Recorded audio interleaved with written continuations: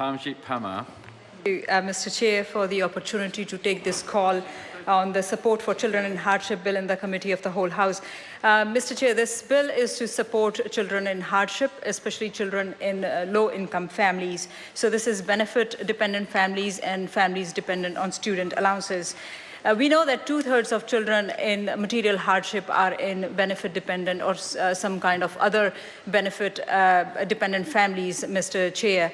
So this is an evidence that shows that we need to focus on those families which are on low income. And this bill, which is to give an increment in the base benefit rate after tax of $25, in the part 2, it matches that increment with student allowance. And Mr. Chair, I'm not going to list the things which people can buy with these $25, but I totally trust those families for making wise decision for their children in their families, Mr. Chair. And this bill is a very fair bill because if we are giving increment in the benefit rate, we are also matching that for student allowance because we don't want people receiving student allowance to feel that they are disadvantaged because they are on student allowance. And this increment will be achieved through regulations.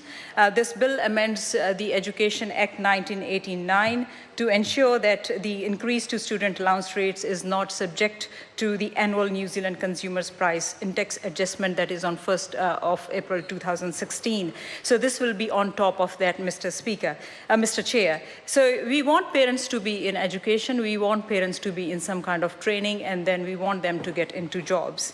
And that was recognized by submitters during the select committee process. Submitters recognized that employment of caregivers was an important factor to reduce poverty and hardship of children in low-income families. And submitters also recognize that currently in New Zealand, poverty rates are the highest in families where no adult is in a paid employment. So it's important that parents are in education, some kind of training, so that they can later on get into some kind of employment, so that it's good for the family, for parents and children as well in the long run.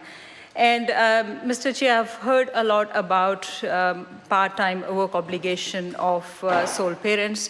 That is actually a step in the right direction because we have seen numbers that when there is encouragement for sole parents, they do get into work. It's about providing that environment that encourages them and assists them to get into work. And I've also heard the argument that different families have different kinds of circumstances and sometimes they are not ready. Their children at the age of 3 are not ready to be at an early childhood education center or daycare center. Mr. Chair, my opinion as a mother of 2 children is that children will never be ready if we don't train them.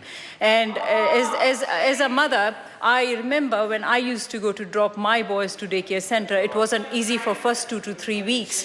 And that wasn't just me, other parents were going through the same kind of phase. We used to hide and see our children, and once we were convinced that they have calmed down, we used to go to work, Mr. Chair.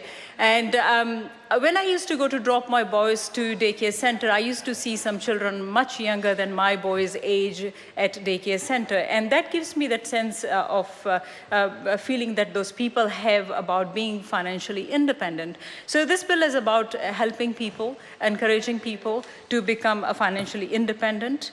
And childcare assistance, yes, it's important if we want people to get into training or education. Order. I am going to interrupt the member, and I will apologise because I think at least one of the speakers before her went quite a long way off the point of this particular clause of the bill. She is going further off it, and I'd like to bring her back to part 2 of the bill. Thank you.